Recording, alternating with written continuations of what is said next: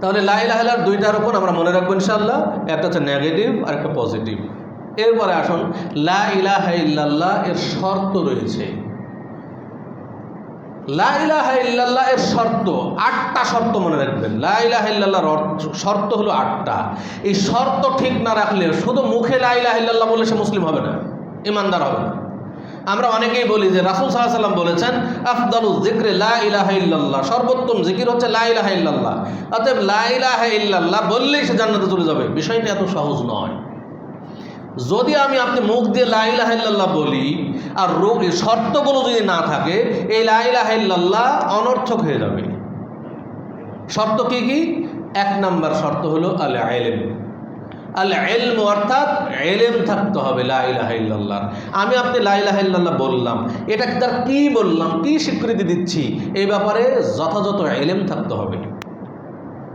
কি স্বীকৃতি দিলাম? যে আল্লাহ ছাড়া কোনো সত্য মাবুদ নাই, আল্লাহ ছাড়া যত মাবুদ আছে সবগুলো বাতিল, এই স্বীকৃতি দিতে হবে। এটা জানা থাকতে হবে তার। আপনি যদি কোনো হিন্দুকে যা বলে যায় তুমি লা ইলাহা ইল্লাল্লাহ বলো, সে কিছুই জানে না, বললো লা ইলাহা ইল্লাল্লাহ, মুসলিম হবে না। মুখে লা ইলাহা ইল্লাল্লাহ বললেই মুসলিম হয়ে যাবে, বিষয়টা এত সহজ নয়। অবশ্যই তার জানা থাকতে হবে যে কী বলছি, কী স্বীকৃতি দিচ্ছি, জেনে বুঝে অন্তর থেকে স্বীকৃতি দিতে হবে। 2 নম্বর আল ইয়াকিন, দৃঢ় বিশ্বাসী হইতে হবে। লা ইলাহা ইল্লাল্লাহ বললাম, আল্লাহ ছাড়া কোনো সত্য মাবুদ নাই, এর উপরে দৃঢ় বিশ্বাসী হতে হবে। সামান্যতম সন্দেহ যদি থাকে যে আল্লাহ ছাড়া কোনো সত্য ইলাহ নাই, কিন্তু তো হতেও পারে যে মূর্তি দুর্গা পূজা হয়ে গেল, এই মূর্তিগুলোরও কিন্তু কোনো ক্ষমতা থাকতে পারে, এই যদি সামান্যতম সন্দেহ থাকে তাহলে আপনার ঈমান বরবাদ। সামান্যতম সন্দেহ থাকা চলবে না। অতএব দৃঢ় বিশ্বাসী হইতে হবে। 3 আল ইখলাস, অন্তরের থেকে বলতে হবে, একেবারে অন্তর ইখলাসের সাথে, একবার অন্তরে অন্তঃস্থল থেকে লা ইলাহা ইল্লাল্লাহ বলতে হবে, শুধু মুখে মুখে বললে চলবে না। 4 আল ইনকিয়াদ, অর্থাৎ লা ইলাহা ইল্লাল্লাহর আনুগত্য থাকতে হবে। আপনি লা ইলাহা ইল্লাল্লাহ বলছি, কিন্তু লা ইলাহা ইল্লাল্লাহর আনুগত্য করি না। আনুগত্য কি? যে লা ইলাহা ইল্লাল্লাহ যখনই আমি বললাম যে আল্লাহ ছাড়া কোনো সত্য ইলাহ নাই বললাম, তখন অবশ্যই আল্লাহ যেগুলোকে শিরিক বলেছেন, রাসূল সাল্লাল্লাহু আলাইহি ওয়াসাল্লাম যেগুলোকে শিরিক বলেছেন, একবার বিনা শর্তে কোনো অজুহাত চলবে না, সাথে সাথে ছেড়ে দিতে হবে। কোনো শিরিক বরদাস্ত করা যাবে না। সাথে সাথে আমরা জানি যে তাবিজ ঝোলানো শিরিক, এই কথাটা, এই হাদিস কত উলামায়ে কেরাম বক্তব্য দিচ্ছেন, একবারে নতুন কথা নয়, এগুলো সব পুরাতন কথা। বলছে যে তাবিজ ঝোলানো শিরক, রাসূল সাল্লাল্লাহু আলাইহি ওয়াসাল্লাম বলছেন মান তাআল্লাকা তামিমাতান ফাকাদ আশরাকা। এখন আমি লা ইলাহা ইল্লাল্লাহ বারবার বলছি, আবার শরীরে তাবিজ ঝুলিয়ে রেখেছি, বিভিন্ন শিরিক করছি আমরা। লা ইলাহা ইল্লাল্লাহ বলছি কিন্তু শিরিক করছি, তাহলে আল্লাহর আনুগত্য থাকলো না। লা ইলাহা ইল্লাল্লাহ বলা মানে কি? লা ইলাহা ইল্লাল্লাহ বলা মানে আল্লাহ যত কিছু ফরজ করেছেন ফরজের বিধানগুলো মেনে নিলাম, আল্লাহ যত কিছু নিষেধ করেছেন সবগুলো বর্জন করলাম, এর নাম হচ্ছে লা ইলাহা ইল্লাল্লাহর আনুগত্য। আপনি লা ইলাহা ইল্লাল্লাহ বলছি মুখে, কিন্তু আল্লাহ যা ফরজ করেছেন মানি না, আল্লাহ যা হারাম করেছেন সেগুলোই মানি, সেগুলোই পালন করি। আল্লাহ যা ফরজ করেছেন মানি না। আজকে আমি মুসলিম, লা ইলাহা ইল্লাল্লাহ বলছি, সালাত আদায় করি না। আজকে মুসলিম, লা ইলাহা ইল্লাল্লাহ বলছি, সিয়াম পালন করি না। লা ইলাহা ইল্লাল্লাহ বলছি, সম্পদশালী মানুষ, সম্পদের যাকাত আদায় করি না। লা ইলাহা ইল্লাল্লাহ বলছি, বিভিন্ন অন্যায় অত্যাচার পাপাচার করছি, বিভিন্ন পাপে লিপ্ত, অথচ আমি বলছি লা ইলাহা ইল্লাল্লাহ, আমি মনে করছি আমি প্রকৃত মুসলিম। লা ইলাহা ইল্লাল্লাহ শর্ত হলো একজন আনুগত্যশীল মুসলিম হতে হবে। আল্লাহ যা আদেশ করেছেন মানব, যা নিষেধ করেছেন বর্জন করবো, এর নাম লা ইলাহা ইল্লাল্লাহ বিশ্বাস। আমরা অনেকেই বলি যে আমি সালাত আদায় না করলে কি হলো, আমার ঈমান ঠিক আছে। এই কথা অনেকেই বলে যে আমি সালাত আদায় না করলে কি হলো, আমার ঈমান ঠিক আছে। সালাত আদায় করে আমার ঈমান কীভাবে ঠিক থাকলো?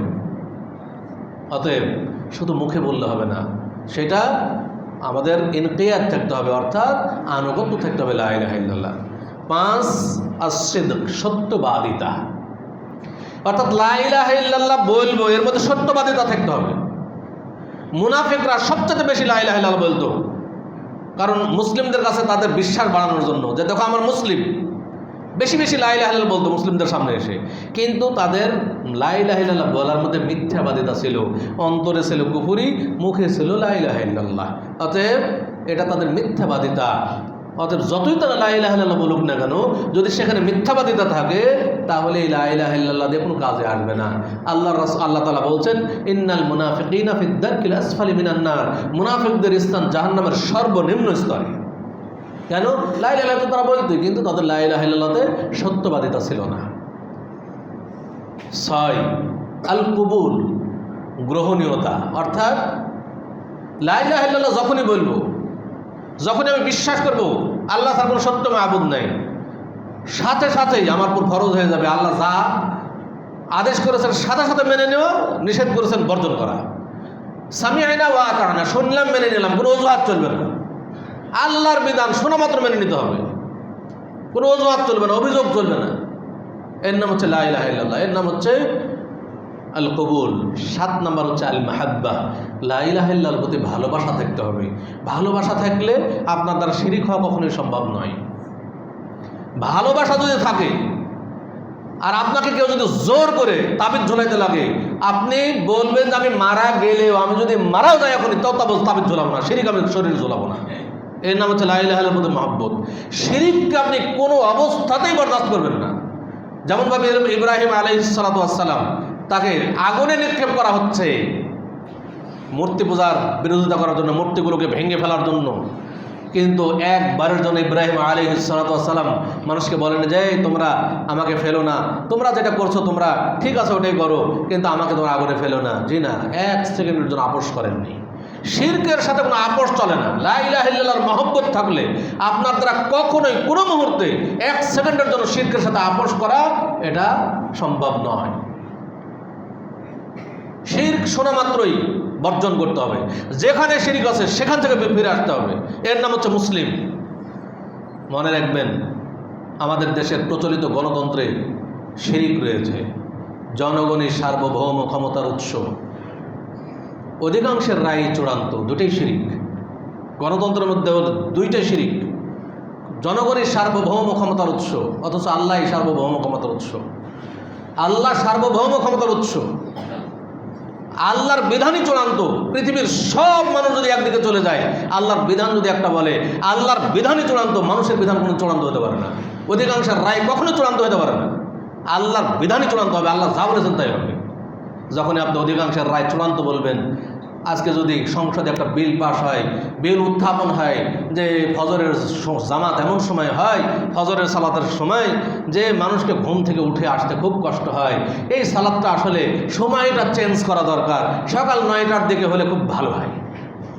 এবার বিল উত্থাপন হলো, এবার সংসদের 300 জন এমপি মন্ত্রী, সংসদ সদস্য 300 জন, 300 জনের মধ্যে 200 জনই বলবে যে আসলেই ফজরের সালাতের সময় তো আসলে উঠে আসতে খুব কষ্টকর, 9টার সময় আসলেই ভালো হয়, এটার উপরে আমরা রায় দিলাম। আর 100 জন বলতে পারে যে না না না, আল্লাহর বিধান বলছে ফজরে ওই সময়ই হবে, ওই সময়ই হবে। স্পিকার একটু পরে বলবে হ্যাঁ জয়যুক্ত হয়েছে, হ্যাঁ জয়যুক্ত হয়েছে, অতএব সকাল 9টার সময় ফজরের জামাত শুরু হবে।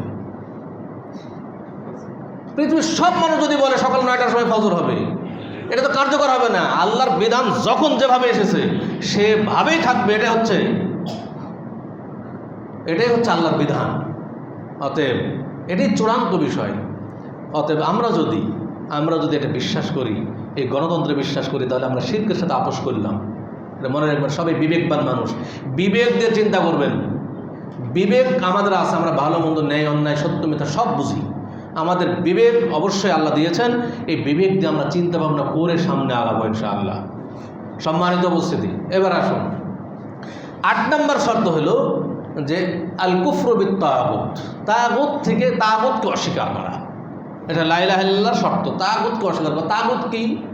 তাগুত হলো মা উবিদা মিন দুনিল্লাহ, আল্লাহ ছাড়া যত কিছুর ইবাদত করা হয় সবগুলো তাগুত। আল্লামা ইবনুল কাইয়িম রাহিমাহুল্লাহ তাগুতের একটা অত্যন্ত চমৎকার সংজ্ঞা প্রদান করেছেন। সেই সংজ্ঞাটা কি? তিনি বলছেন আত-তাগুত মা তাজাওয়াজা বিহিল আবদু হাদ্দাহু মিন মা'বুদিন আও মাতবুইন আও মুতা'ইন। তাগুত হলো যে বান্দা সীমালঙ্ঘন করা হলো তাগুত। কিসের ক্ষেত্রে সীমালঙ্ঘন? এক, মা'বুদ নির্ধারণের ক্ষেত্রে সীমালঙ্ঘন। অর্থাৎ ইবাদত কাকে দিব, আল্লাহকে না দিয়ে অন্য কাউকে দিয়ে, এটা সীমালঙ্ঘন। এটা হলো তাগুত। 2 মিন মাতবুইন আও মুতাইন, তিনি বলছেন অনুকরণীয় অনুসরণীয় ব্যক্তি নির্ধারণের ক্ষেত্রে সীমালঙ্ঘন। আমার আপনার জন্য একমাত্র অনুসরণীয় অনুকরণীয় ব্যক্তিকে নবী মুহাম্মদ সাল্লাল্লাহু আলাইহি ওয়াসাল্লাম। এখন যদি আমার আপনার সামনে আসে নবী সাল্লাল্লাহু আলাইহি ওয়াসাল্লামের একটা সহিহ হাদিস আসলো, এবার আপনি বললেন যে না হাদিস সহিহ ঠিক আছে, কিন্তু আমার মাযহাবে নাই, তাই মানলাম না, মানতে পারলাম না, এটা তাগুত। আপনি অনুসরণীয় অনুকরণীয় ব্যক্তি নির্ধারণের সীমালঙ্ঘন করেছেন। যখনই আপনার কাছে সহিহ দলিল পৌঁছে যাবে, সেই দলিল হলো আল্লাহর ওহী, কখনোই ভুল হওয়া সম্ভব নয়। আমি ব্যক্তি হিসেবে যত বড়ই হই না কেন, যে কোনো মুহূর্তে আমার ভুল হতে পারে। অতএব ওহির বিধানের কাছে সবসময় মাথা নত করতে হবে, আত্মসমর্পণ করতে হবে। ওহির বিধান বলছে এক, আমার ইমাম সাহেব বলছে আরেক, ওহির বিধান মানতে হবে, ইমাম সাহেবের কথা ছেড়ে দিতে হবে। এটা মুসলিমের বৈশিষ্ট্য। যদি না করেন, সহিহ দলিল পরেও যদি মনে করেন যে না আমার ইমাম সাহেব, আমি যাই মাযহাবের ইমামের অনুসরণ করি, সেই মাযহাবের ইমাম বলেনি তাই আমি মানলাম না, এটা তাগুত। আপনি অনুসরণীয় অনুকরণীয় ব্যক্তি নির্ধারণের সীমালঙ্ঘন করেছেন। সম্মানিত উপস্থিতি, এই 8টা শর্ত, এই 8টা শর্ত যদি কারো মধ্যে থাকে, তাহলে লা ইলাহা ইল্লাল্লাহ হবে জান্নাতের চাবি। আমাদের দেশে একটা কথা আছে, as-সালাতু মিফতাহুল জান্নাহ, সালাত জান্নাতের চাবি। হাদিস সহিহ নয়, বরং লা ইলাহা ইল্লাল্লাহ মিফতাহুল জান্নাহ, লা ইলাহা ইল্লাল্লাহ হচ্ছে জান্নাতের চাবি। লা ইলাহা ইল্লাল্লাহ জান্নাতের চাবি। লা ইলাহা ইল্লাল্লাহ এটা যদি আপনার সঠিক না থাকে, যতই সালাত আদায় করুন না কেন, আপনি জান্নাতে যেতে পারবেন না। আপনার লা ইলাহা ইল্লাল্লাহ ঠিক থাকতে হবে। এজন্য লা ইলাহা ইল্লাল্লাহ জান্নাতের চাবি। আর যদি লা ইলাহা ইল্লাল্লাহ মুখে বলেন কিন্তু শর্তগুলো নাই, তাহলে হবে দাঁতবিহীন চাবি। যে চাবির দাঁত নাই, আপনি চাবির আকৃতি আছে, দাঁত তৈরি করেননি, ওই চাবি দিয়ে তালা খুলবে না। শর্ত যদি কেউ না পালন না করে, কারণ যদি শর্তগুলো না থাকে, শুধুমাত্র লা ইলাহা ইল্লাল্লাহ বলে, সেটা হবে দাঁতবিহীন চাবি। অতএব জান্নাতের তালা খুলবে না। প্রত্যেকটা শর্ত এক একটা দাঁত, অতএব এই শর্তগুলো থাকতে হবে। অন্যথায় লা ইলাহা ইল্লাল্লাহ যতই বলুন না কেন, আপনার এই লা ইলাহা ইল্লাল্লাহ জান্নাতের জন্য কাজ দেবে না। তাহলে এক পার্ট গেল লা ইলাহা ইল্লাল্লাহ।